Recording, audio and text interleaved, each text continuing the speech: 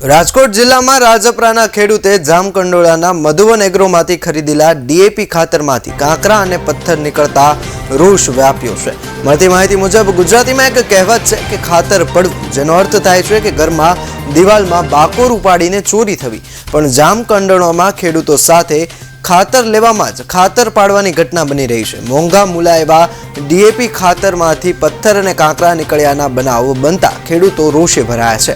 રાજકોટ જિલ્લાના ચાપડા તાલુકામાં રાજપરા ગામના ખેડૂતે 2 થેલી ખાતરની જામકંડોળાથી લીધી હોય તેમાંથી નાના મોટા કાંકરાઓ થેલીમાંથી નીકળ્યા હતા। જામકંડોળા તાલુકાના રાજપરા ગામમાં રહેતા ભીખાભાઈ ખેડૂતે 2 થેલી ખાતરની જામકંડોળામાં આવેલા મધુવન એગ્રોમાંથી ખરીદી હતી।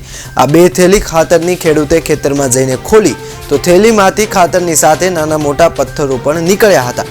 રાજપરાના ખેડૂતે 16 કિલોમીટર દૂર આવ્યા 2700 રૂપિયાની 2 થેલી લીધી અને ખોલતા જ ખાતરની સાથે પથ્થરો નીકળ્યા।